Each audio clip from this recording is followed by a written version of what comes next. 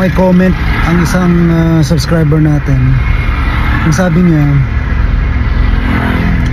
ang abogado daw niya magpa-file ng motion for extension sa pag-file ng position paper.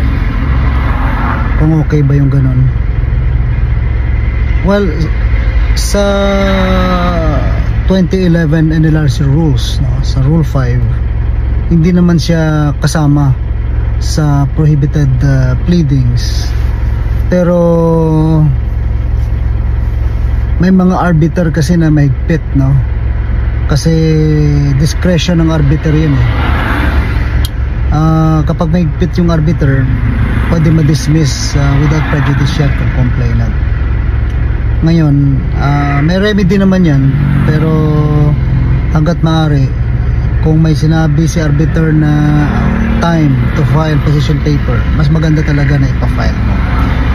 In certain cases, may mga iba na nakakapagpasa naman ng motion for extension, and may na-experience ako na pagbigyan yan, no?